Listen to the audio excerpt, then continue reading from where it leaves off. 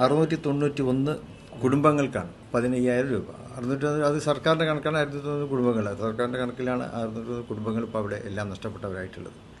അവർക്ക് 15,000 രൂപ വെച്ചുകൊണ്ട് മറ്റന്നാൾ അതായത് വെള്ളിയാഴ്ച ഉച്ചയ്ക്ക് ശേഷം വിതരണം ചെയ്യുന്നു.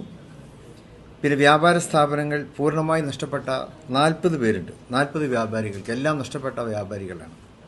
അവർക്ക് 500,000 രൂപ 50,000 രൂപ വീതം അവർക്ക് കൊടുക്കുകയാണ്. ടാക്സി ജീപ്പ് നഷ്ടപ്പെട്ട 4 പേർക്ക് ജീപ്പും ഓട്ടോറിക്ഷ നഷ്ടപ്പെട്ട 3 പേർക്ക് ഓട്ടോറിക്ഷകളും വാങ്ങി കൊടുക്കുന്നുണ്ട്. പിന്നെ തൊഴിൽ പദ്ധതിയാണ്. ഞങ്ങൾ നേരത്തെ പറഞ്ഞിട്ടുണ്ട്.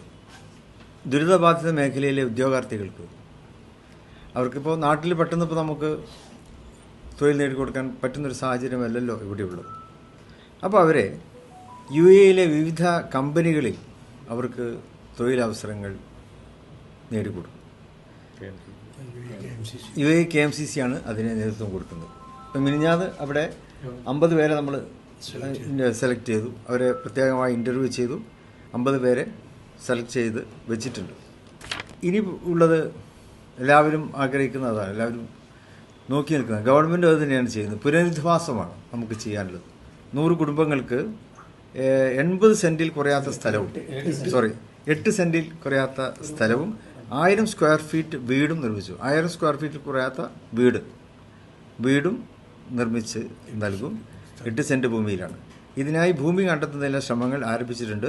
സ്ഥലസംബന്ധമായ കാര്യങ്ങൾക്ക് സർക്കാരുമായി ചർച്ച നടത്തും. കാരണം വയനാടാകുമ്പോൾ തരം സംബന്ധിച്ച വിഷയങ്ങളുണ്ട് ഭൂമിക്ക്. അപ്പോൾ സർക്കാരിൻ്റെ സഹകരണത്തോടെ ആയിരിക്കും അത് നടപ്പാക്കുക. അപ്പോൾ അതിനുള്ള ശ്രമങ്ങളൊക്കെ ആരംഭിച്ച് കഴിഞ്ഞിട്ടുണ്ട്.